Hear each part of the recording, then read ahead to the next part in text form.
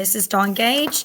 I am a third grade teacher at McClendon Elementary. I teach language arts and social studies.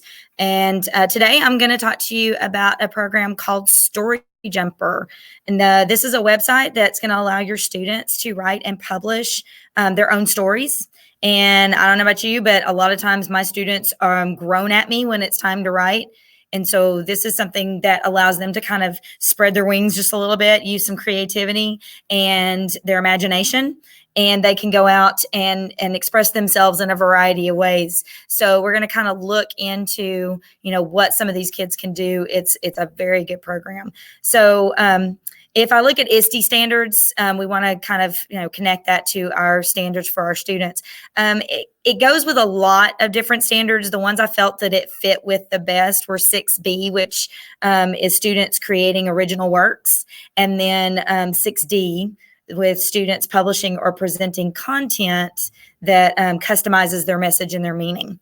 So I'm going to switch over right here and show you kind of how to get into Storyjumper. It's very easy to use. So we're going to go in, and the website is Storyjumper, I can spell, .com. And when you first go in, it's going to give you'll just need to click the link that says sign up.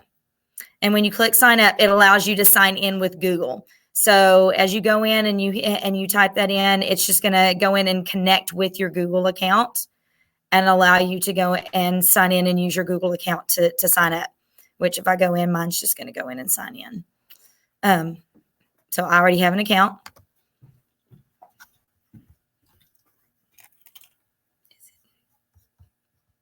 Okay, let me go in here in StreamYard and make sure I've got us on the right place here. Okay, so if we can see my screen, hopefully y'all can see my screen now. Hold on. I think we're still having technical difficulties here. Hold on. There we go. Okay, got it? Okay. All right, so hopefully everybody can see my screen now. If you go in and you log in with Google, you will get into a site where you can create your classes. So there's several things up here across the top. You have a homepage. The homepage is here where it lands. It shows my classes. You'll see import with Google Classroom classes at the very top. I absolutely love this part because then that way I can just import all my classes from Google and it will automatically go in, put my students in, and they can go in and sign in with Google and get into it pretty quickly. I did have a little bit of trouble with a couple of kids. I went through and I had some students that had moved, and I went and removed them and accidentally removed another student. So I'm having trouble getting that student back. So basically, it does allow you to go in and put students in individually. So you can go in and you can add students down here. And when you go in to add students, you can add multiple students or you can add one. I have tried to import with Google Classroom students again. Some programs will let you do that. This one is still having a little trouble with it. So I'm going to continue playing with it. But you can go in and just add one student, put their names in, and just give them a username to go in and log in. When you go in and put your students into this assignment, you'll see that like when you go into a class, there's actually a create classroom assignments. And then discover fun writing projects is cool because if you go in here, it will actually give you a list of subjects and grades that you can choose from. You can pick different writing types and then you can just search certain grade levels. And it will give you some different types of projects that they have down here. Popcorn narratives, jigsaw research, author and illustrator. So there's a lot of different things down here, mind mapping, that you could try out with your students if you're kind of lost as to what you want them to do. So you can share these assignments and put them out there for students to do. You also have in here, when you pull up your class, there are lesson plans in here. So there are specific lesson plans that you can go to for different months. President's Day, Black History Month, that's coming up. So there's lots of things in here that if you are wanting to use this, but you really don't know what to do with it, you can try one of these lesson plans that they've got here already written for you just to kind of get your feet wet, try it out.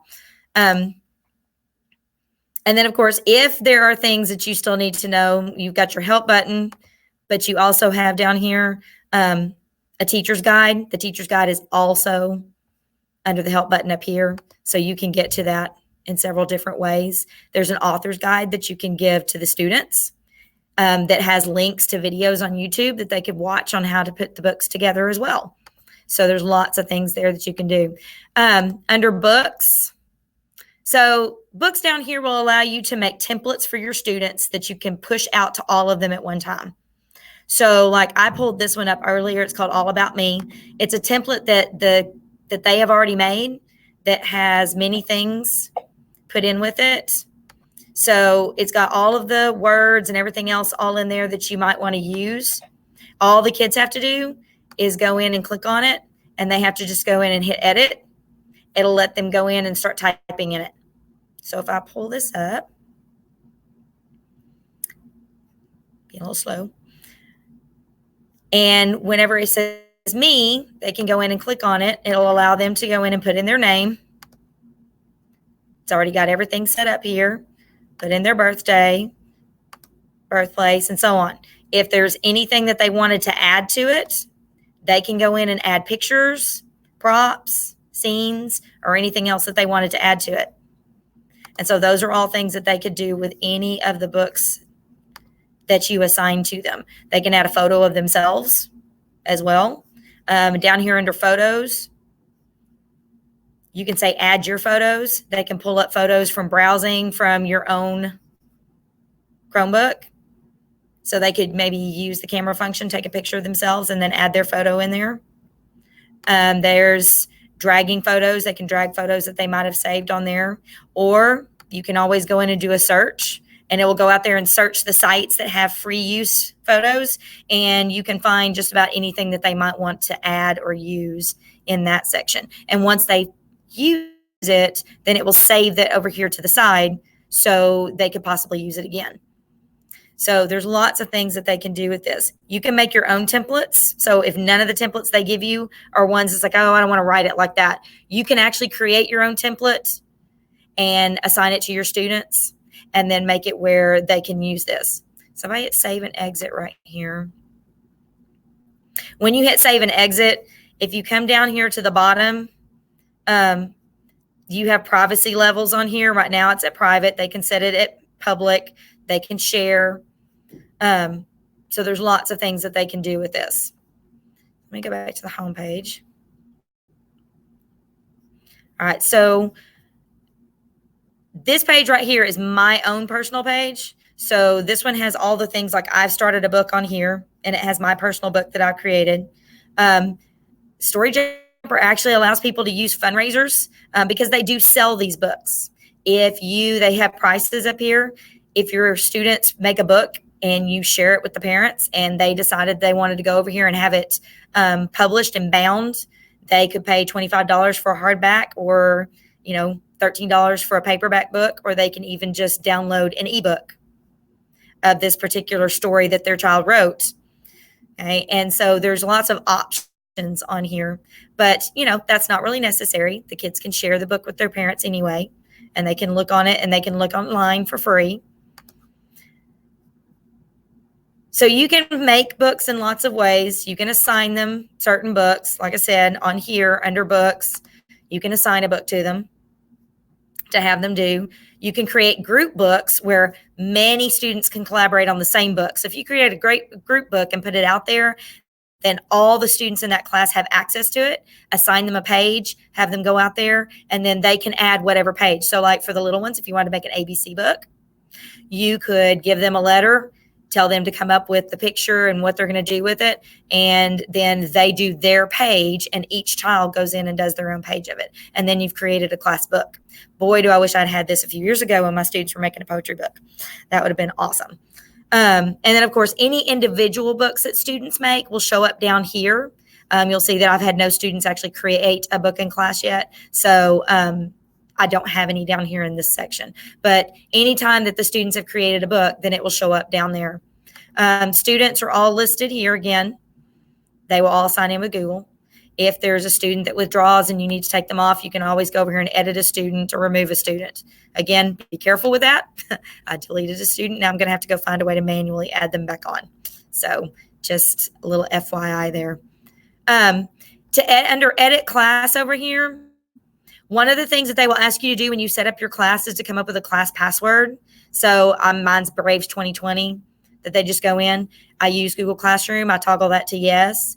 I made sure that I toggled down here. My students are all under 13, so I toggled down to no. And then yes on this one allows them to search photos. And then this one right here allows for collaboration. So one thing I really like about this is that students can collaborate with another student on their book. So if they started creating a book and wanted to bring in another one of the students in the class to help with it, then they can go in and they can go in and ask for a student to collaborate with them. And when they do, it'll pop up and it'll have a little initial in the top corner of their book. And it even allows them to video chat with one another while they're working on it. So they could be working on it from home and both of them video chatting on what they want to put in the book and the things they're going to add to it. So to me, that's a really neat function for students to be able to collaborate with one another and share with one another on this program. So let's look at a little bit on here. So like I said, I started my own book over here. And so when I look down here, I'll pull it up. It's on natural resources. My students just finished studying that. So I figured that might be a good thing to do. So if they were to do, you can ask them to do science topics, social studies topics, like I said, ABC books, all about me books. If they just want to be creative and write a story, this would be perfect for a work on writing time where kids could sit down and they could start a book, and each time during work on writing, they could pull it up and they could continue with it. When you get ready to work on it, they have to click edit over here. And so then when they get into the book, it will ask them to go through and just like starting a new book, it'll give them a cover. They can make the cover different colors. So they can go in and click on different colors on here. They can go in and click patterns of the actual colors that they want to use. So if they wanted to use some kind of fancy pattern, they could. And then, of course, if they wanted to, they could actually, go in, and I've added photos over here. So under photos, depending on what your topic is, you can go in again and search photos. If I wanted to go in and do something that shows land, I can hit search. And then it will give me some different options on here of what I might decide to put on there, since mine's on natural resources, and find something that maybe is farmland or something like that. When I click on it, I can choose to make it a scene, which will cover the whole page, or I can make it a prop, which will just make it a small picture. And I can go in and do some different things over here, edit the size. I don't really want to crop it, so I'm going to kind of leave it like it is and just hit the check mark. And it'll put it up here in this top corner. It'll also save it over here to the side under props. And so I can resize it. And then I can put it, I can move things around pretty fluidly wherever I want them to go. And so if I want to just move this down here and kind of put with some of the others, you can kind of go over here and see, you can copy the picture. You can flip it. So I can flip the picture where it's backwards. I can hit the X and I can completely delete it and take it off. If I just click over here to the side, then it just leaves it where I put it. And of course, anytime I click on any of these others, it'll let me move them wherever I want. So kids can go through and they can pretty easily move things around a lot as they do this. You'll also see this little button right here says add voice. They can actually read it themselves. So when they go in and they click on add voice, it will allow them to narrate their stories. So they can do that with the cover. When you go in, they can put a dedication message to someone. That would be a good time to teach them that maybe they're writing it in honor or in memory of somebody else. And then, of course, then they get into their pages. So on here we have text. So I can go in and I can add text. I added a background photo. So I use scenes down here. You can search for scenes. You can pick no scene. Or you can go in and put a background picture. You can delete any scenes that you want to. If you can't find something down here, if you hit more scenes, then they're going to give you a possibility of searching. So like you can search Halloween themes, land, sea, sky, space, town. Okay. And if, again, you can't find something, then you can go in and type something in, and then it'll show you pictures, castles, things like that. Again, if you can't find anything, then you can always search photos down here, which will take you directly to photos. And whatever you put in, it will pull up all these different options of photos with what you were searching. And so, again, you just pick one of them and you decide whether or not you want it to be a scene or a prop. So if I click scene on here and do this, it's going to make it my new background scene. So it's pretty easy to go in and change and move things around. Over here, when I do text, up here is text boxes. You have all kinds. I just put a regular big text box, but we could go in and put a text box that looks a little Western. You see a little hand down here. If you put something somewhere and want to move it, you have to put that hand over that in order to make it move on the screen. Otherwise, it's not going to go anywhere. Again, I can delete anything I want. Now, one thing I notice about typing words in, it is supposed to allow you to, like, if you've typed something in already, to be able to highlight and then change any of the things up here, like colors and size. I have tried it and I am not able to get that to work right now. So I don't know if it's just a functionality problem that they're having right now. There were a lot of times yesterday when I tried to change some things and I had to like completely delete what I typed and type it in a different size. So some of the videos I've watched and I've looked at, it says that you're supposed to be able to do it. I've just not been able to get it to work myself. Hopefully, if I play with it a little bit longer, I can make it work. If you say you want to delete something, it's always going to come up asking, are you sure you want to do this? And saying they just have to tell, okay. So you might have kids going, it won't go away because they're not paying attention to that popping up on the screen. Across the top up here is all sorts of things. So here's the collaborate button. So for kids to collaborate, that means they're going to need each other's emails. So they will have to go in and just type in their friend's email. And then they will get an invitation through email to be able to log in and pull it up and collaborate on a particular book. So I put Miss Funkhauser on here for us to try it out, for us to collaborate on this one. And so it went through, and that's how we discovered the video chat that allows us to talk to each other while we're working on it. Share gives you lots of different functions on here. You can make it public so that everyone can go on Storyjumper and see their stories. They can share with family and friends through email, or they can put on Facebook or Twitter. There's a code where it can be embedded on a website. And then allowing remixes allows other people to copy and create their own versions of your book. So if the kids make a book, but they want other people to be able to use their book as a template to work on theirs, then they can click allow remixing, and that lets other people go in and do the same thing. So back in here on the book, so like I said, if I click over here, add voice, I'll do it on this page because it's short. So like if I click on this one, I already added one too. You'll notice there's voice, there's music. They can go in and choose different types of music to put in there. There's adventure music, there's drums, there's guitar, ocean sounds, kitchen, so on. There's tons of things over here that they can choose, and it'll play the background music while the voice is coming across. You can also add sound effects. There's a bunch of those as well. You can put applause, you can birds, cats, cows, dogs, whatever. And so there's lots of sound effects to choose from that if they want a little sound effect in there, they can add that. If they decide later they don't want it, then there's an X right here where they can just remove that sound effect and it's not there. And then when you hit total down here, it'll kind of put all of them together, and then they can save. And so then whenever they are reading a book, then somebody can click the button and they can play it, and they can hear the author actually reading and their own book to them. So these little guys right here fall under props. So under props is just kind of taking little pictures, but you can actually design a character. So me, the first thing I think about is the kids love the Magic School Bus, and all the Magic School Bus books, that they have on science and things have these little characters, and they're down there with little speech bubbles talking to each other throughout the book. And so that's the first thing I thought about when I saw this. So you can go in and pick, anything that you want on there. You can change eye color. You can go in and change the shape of their eyes. You can go in and change hair color. You can go in and change their eyebrows, their mouth. Kids would spend days on this. If I wanted to go in and put a beard on me, I could put a beard on there and change the color of that as well. Isn't that funny?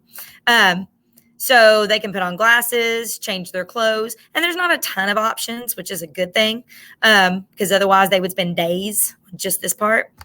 But there's enough options that they can go in and change colors and things like that, and they can kind of put something together. And so, or you can just hit the random button and it'll just randomly put something together for you, which kind of makes for some hilarious possibilities. So once they go in there and they do that and they say finished, it will pop that little character up under props. And so then whenever they want to use one of those characters, they can always just click on it and add them to the story. So all you have to do is move them wherever you want them, and then size them to whatever size you want them to be to add them to your story. So it's also got some things on here, like this one tells you to be able to edit. So if you want to edit your character, you can go in and you can decide to change their clothes or something like that, and then say finish. So you can actually do that within the book itself. The text is up here again under the section that says text. There's two little speech bubbles down here. You just have to resize them to the size that you want them, and then it allows you to type inside of them. So you can add, as many characters as you want talking to each other. The kids can make a comic book all of their own. There's so many things that you can do with this. At the bottom down here, you'll see that it gives you different pages. So if they want to go quickly to the end of their book and add something, they can just tap on those pages and it'll take them to the end. And so they can easily navigate to whichever pages they want to work on. So again, playing around with this, I just kind of went and typed some things in that I thought would kind of go around with the topic that I picked. One of the things is in putting this page together, I was able to find water and do underwater, but I couldn't under props or anything else find a scuba diver. So they don't really have that. So I had to go to photos. And so, yeah, I just kind of added a photo of a scuba diver in here. So it's a little off, but if that doesn't bother you, or I can delete it. So again, anything I save in photos is going to stay over here to the side. Again, I can pick it in props. I can come over here and then add him, and then just stick him wherever I want him. And if I want him to look like he's really far away, I can keep him really small. Or if I want him to be real close up and put a speech bubble on there that shows him talking, I can do that too. And so there's lots of things. These on the side give students a way to delete pages. So if I go to the end right here and I decide, oh, my book's going to end right here, I can say an X, delete the page. And yes, I'm sure I want to delete it. And so all that does is take a page away. If they decide, oh, nope, I need to add that page back, they can go to the plus sign, add a page, and put it back. So if there's a page that they really like and they want to copy that page, they can hit the little copy thing down here, and it makes an identical one right next to it. So if they want to use the same background over and over again, they can go in and hit copy page, and all it'll do is just put that same background on there for them. And anything that they don't like, oops, I didn't mean to do that, they can hit undo, and it's going to make that go away. So, like I said, there's lots of neat things on this program. I thought, for me, the first thing I thought about is, where was this, all my life when I was teaching fourth grade writing? One of the projects that my kids did every year was we would read Diary of a Worm or Diary of a Fly. And then we would go through, and the kids had to research an animal of their own and then get at least 10 facts. And so their book had to be at least 10 pages long. And then they would go and they would put together this story that was imaginative, but each page had to have a fact about that animal. And then they had to draw their own pictures. Well, one of the things that they can do is they can draw their own pictures and actually put them in the book. So I found one in here called Rose's Gift, because there's a library up at the top. Okay, so I'm going to hit save and exit. I'm going to save what I've already done, and it will put that in there. People can I can comment, I can share, whatever. So if we go to library right here, you'll see that there are lots of books that other people have already shared on this site. There are topics up here. People actually buy some of these books. They're editor's picks. And so one of these that I found is one called Rose's Gift that I thought was really cool because the pictures in here are all hand drawn. And so if you go in and look at this, Rose is the youngest daughter, and you'll notice that all the pictures that were added in here were ones that student drew themselves and was turned into the background. And I thought that was the greatest thing because, like I said, you can have kids draw their pictures, take a photo of it, scan it in, put it in their Chromebooks, and then all they have to do is go out there and under photos and add this photo in here, and then they can type over it and add text boxes to it. So she went in and changed some of the colors of the words. Okay. And so I thought this was a really unique thing. And like I said, it's wonderful. I would have loved to be able to do. So this one's kind of an authentic, a student has made this book. Some of them might look a little professional for a student made book, but this one is truly a student made book. And I think this one is like fascinating. And then of course we also have on here a book. Seriously, Cinderella was so annoying. So I think there's already a book that's like this. But this is one where you'll see that here is the little play button, and it will read the story. Let me click on this. No, I don't mind the story, but I like facts, not fiction. So I don't know if they had like a fake accent going on there or what. But so they can go in, read their books, and then somebody else who's reading it, then they can have it play, and you got the actual author going in and reading the story to you. So all in all, I think it's a pretty robust program. I think that students are really going to enjoy being able to use this and be creative. I know for a lot of kids that are real reluctant writers, I think that this would be a really good program to try to get them into and get them interested in writing. I have a lot of kids that have always wanted to like make their own comic books or do things like that, but they don't want to sit there and draw all the pictures, or they don't want to go in and have to use all that paper, or they just don't want to pick up a pencil and write it by hand, but they might be willing to type it. So I just feel like that Storyjumper probably is a really good program for you to try out with your students. And I hope that you will give it a try and see what kind of results you get from your students. I can't wait to really kind of start it on mine. So do we have any questions coming up from anybody? I don't know if there's, I'm not sure how much I can answer it, but I will try. A lot of these books are, of course, free for the kids to read. So, but if, again, it does allow them to actually bind them and purchase them and have them mailed to their house if their parents so choose.